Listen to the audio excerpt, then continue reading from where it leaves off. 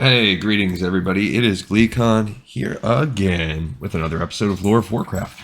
We started the second part of Sylvanas, and we now see her beginning the path towards becoming Ranger General. And she also met Nathanos. I don't know how to say it. I kind of like Nathanos. He seems like a Nathan-y kind of guy to me. Which is important because we're also going to continue to see some things that set up more of her failures, more of her fall from grace, so to speak. So stay a while and listen as we continue this second part with Chapter 8.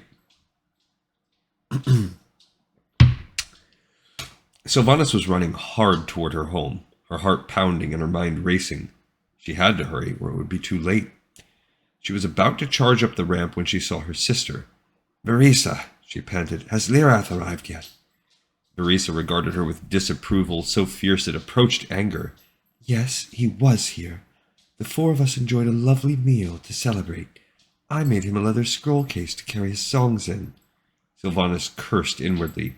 "Did he say anything? Where he might be going?" "No."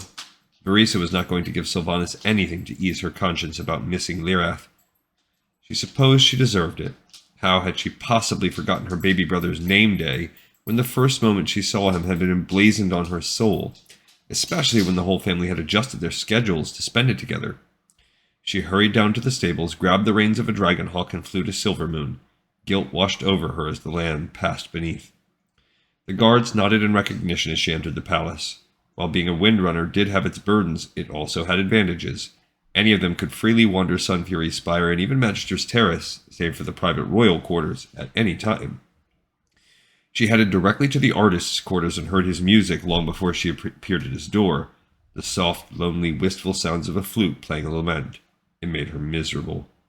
She paused a moment at the door of his chamber, then knocked gently. The beautiful sound ceased. "Yes," he called.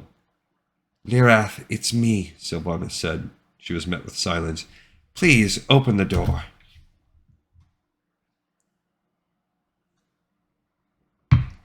For a long moment she feared he would not. Then she heard soft footfalls approaching. Lirath was poor at hiding his feelings, and the look of weariness and sadness on his fine-featured face made Sylvanas' heart crack even more. "I'm so sorry," she said. "Can we talk?" "We're talking now." Outside, away from gossiping servants, away from the stuffy formality of the royal court, outside where she could breathe. Lirath looked down, then sighed. "Very well." They did not go unnoticed. Everywhere they went, someone nodded, bowed. Some even tried to strike up conversations with misplaced bonhomie until Sylvanas shut them down with nothing more than a narrow-eyed gaze. Maybe outside was not the better choice. At last they arrived in a secluded corner of the city. Lirath stopped, arms folded, looking down at her expectantly from his lanky adult height of half a head taller. For a moment he seemed unrecognizable to her. Lips pressed thin in anger, a frown creasing his forehead, hair so much longer than her own falling across his broad shoulders in a cascade of liquid gold. Who was this stranger?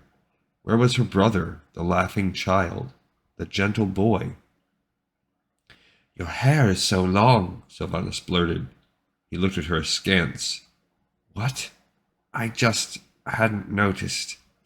"You haven't noticed because you haven't seen me in well over a fortnight." The words cracked like a whip, startling Sylvanas from her reverie into a cold present. "You live at home," Lirath added. "I have to live here. You're all welcome to come visit me. Used to visit me often. But you've stopped, Sylvanas, even on my name day." And he added bitterly, "I know exactly why." Shame caused Sylvanas' cheeks to flush hotly. She knew, too. Sylvanas had never made any secret of her dislike of the city, or indeed of Prince Kael'thas. Though if she was being honest, much of that discomfort came from their meeting some time ago, now at the Remembrance celebration. She had made excuses left and right not to attend court gatherings or parties since then, longing instead for the comfort of the forest and the single-minded focus the hunt brought. Even home, once a happy place, was no sanctuary, not when her mother lived there too. There was another reason. Nathanos' visit had stretched from days into months, and he continued to delight her with his quips and bluntness. They made a good team when hunting, and more Sylvanas chose to spend time with him. He certainly suited her better than life at court did. Even she realized with a twinge of shame, if Lyrath was also at court. "You're right," she said quietly. "I have avoided coming into Silvermoon. That doesn't mean I don't want to see you." "I'd like to believe that," he said, and his voice was his again. Lyrath's voice, calm and kind with that musicality in it that turned even his speaking voice to song. "But Mother and Father both remembered, and they are kept so busy they barely have time to breathe." She wanted to lie, to make up a story about trolls or training or something, anything to obscure the fact that she had simply forgotten about his name day, the first celebrated without Illyria, and she mused bitterly without me. "You're starting to forget me," he said softly, sadly. "No," Sylvanas replied, that word at least coming with honest surety. "I could never forget you, Lyrath." He spread his arms helplessly. "Yeah, here we are," he said. "You've left me behind, Sylvanas. You've all left me behind. I barely see you. Verisa? Today was the first time I've seen her in months. She's seldom home when I come, and she's yet to come to see me. Father is the only one I see regularly, and even he has lost his smile of late." "I'm a far strider," she snapped. "Do you think I would not have to devote time to the dangers that threaten our people?" There had been more and more rumblings of attacks here and there, of this mysterious horde, monstrous green creatures filled with the lust for slaughter. "And don't you understand how hard Mother is on me?" she continued. "You know how hard she drove our sister. And trust me, baby brother, whatever she gave Illyria, she has doubled with me. Because I'm not the one she wanted. Because she resents that I am here and Illyria is not." "Don't blame Mother for your choices," Lyrath said, so coldly, so abruptly it felt like a blade of ice had sliced through her heart. Sylvanas desperately missed Verisa in this moment. This would be when she would walk in with calming words and pleading in her eyes. She would hug them both, and they would hug each other, and all would be well. But there was no Verisa to broker peace, no father to deliver wise counsel. There was only she and Lyrath, whom she loved more than anything in the world, and this anger and defensiveness between them. She wanted to tell him everything she was feeling and had felt. That the day he was born, her life had changed so profoundly that she made him a promise to keep him safe, that she would fight 1,000 trolls single-handedly rather than see any harm come to him. That there was no one she loved more. But these were words that did not come easily, even at her best, and she could not live if she bared her heart to him and he rejected her. And so rather than loose the words that would render her utterly vulnerable, or others that would pierce him like arrows fired from her bow, that would wound them both beyond repair, Sylvanas simply turned and ran. "You're brooding," Nathanos said. She did not share what had happened, but Nathanos picked up on it anyway. He had a knack for doing that, sometimes to her delight, but more often to her annoyance. "I am not." "Actually," Eldaron said, poking at the roast that turned on a spit over the fire, "you are Sylvanas."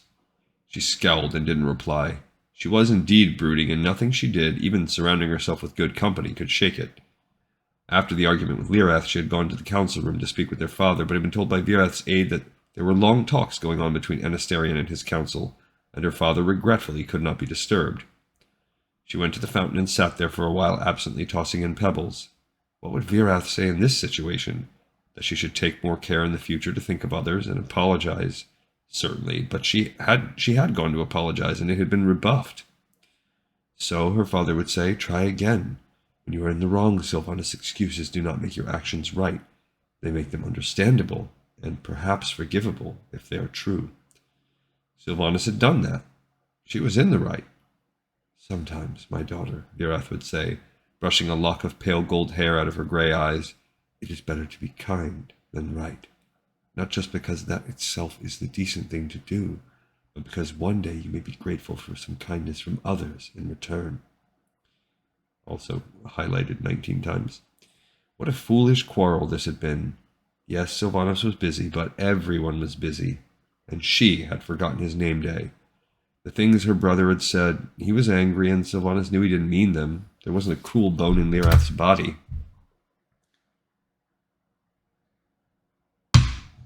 Even so, he would still be upset with her.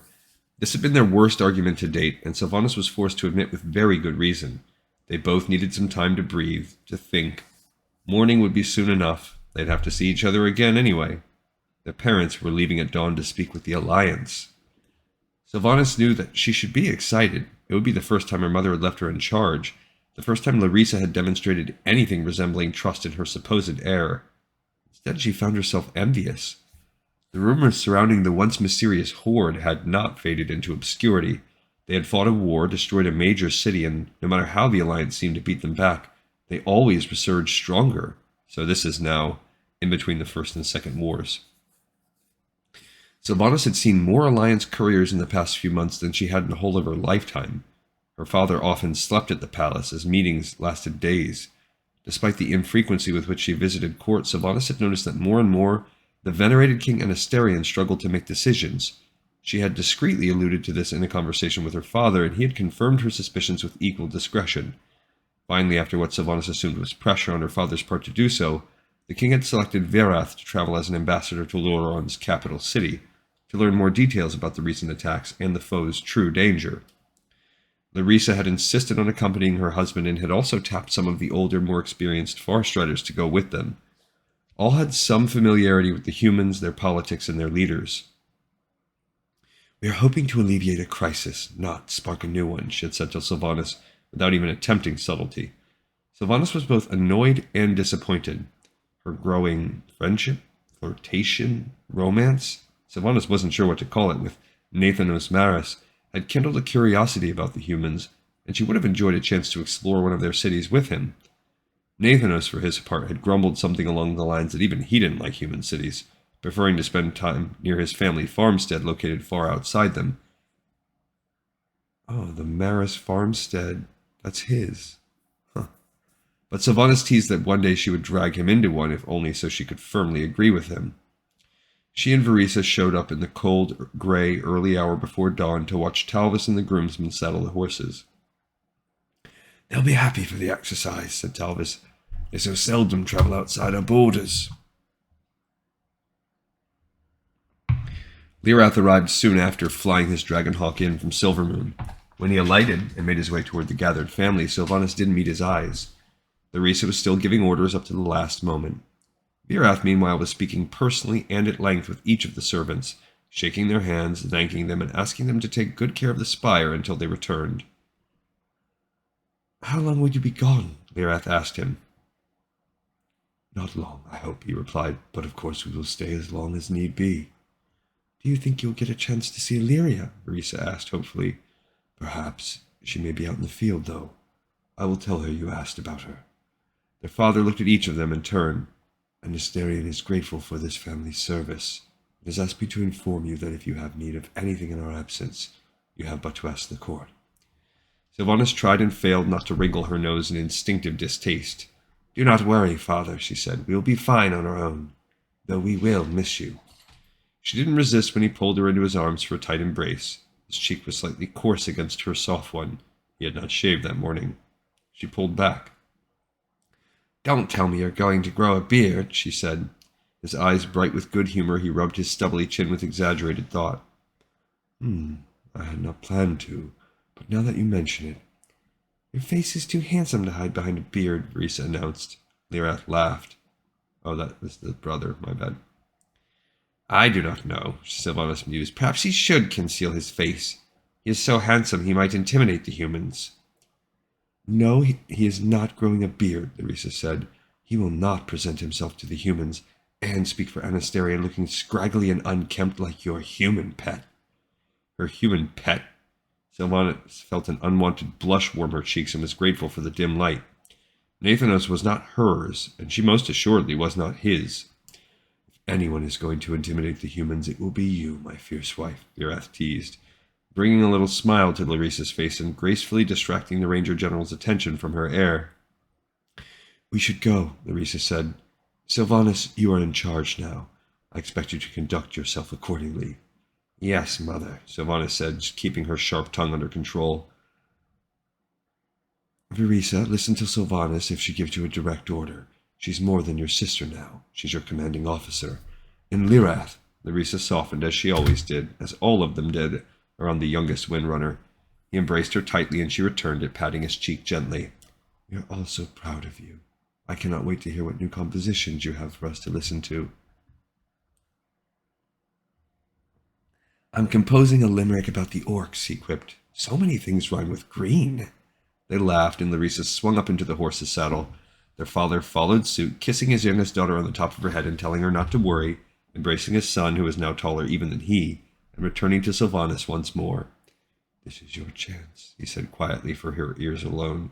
"Your mother is hard to impress, but if anyone can do it, you can. Believe in yourself, my dear girl, as I have always believed in you." One final kiss on her forehead, warm and comforting as a blanket on a cold night. Then he was astride the steed, and he, Larissa, and several of the Farstriders were on the first leg of their journey. The three children kept their gaze on the Thalassian way long after the images of their parents dwindled to specks, and then were gone even from Sylvanas' sharp gaze. "I miss them already," Verissa said, stepping beside Lirath for comfort. She looked sad and worried. "Me too," Lirath said in a melancholy voice. The three stood in awkward silence, shivering in the chill. "Mean," Sylvanas said. Lirath turned to her in utter confusion. "What?" "Mean," she repeated. "It rhymes with green." His face softened and he smiled, and her heart lifted. He understood. "So it does," he agreed, keeping one arm around Verissa and opening the other to invite Sylvanas in for a hug. Wordlessly she accepted, resting her head on his shoulder and feeling the tension leave her. "I could never forget you, my little lord's son." "Clean," Verissa said, then shook her head. "No, orcs are certainly not that, given all we've heard." "Preen," Sylvanas said. "Bean, spleen, obscene." They were all laughing by the time Lirath joined in, and Sylvanas was content.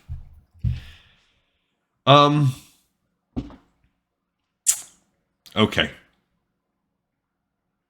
My thoughts here are that we ended on that little cute scene because we're going to nosedive into tragedy. I might be wrong, but I'm thinking, because we've got to speed things up if we're going to get in the next 3 chapters through the entire Second War and everything that happens to them. And the Third War, as we saw in that Blood of the High Elves chapter that we read, an hour and a half. So I'm guessing we're not going to get that same kind of treatment of that final battle. And we're going to see it more from Sylvanas' side. But I mean, I don't know about her parents, but I'm assuming they die. At least the mother. Probably both. So my guess is now on their journey out, they're going to die. They're going to get news. The Second War is going to happen. We could we could start really speeding up that in the next chapter. And she assumes leadership. The orcs come. I mean, that could all happen in the next chapter, definitely too. Yikes. I don't know how we're going to finish it all. It might extend into the third part. Not sure. All right, but we will start finding out. This episode is in the pipe 5x5, and I look forward to seeing what we'll learn in the next episode of Lore of Warcraft. See ya, everyone.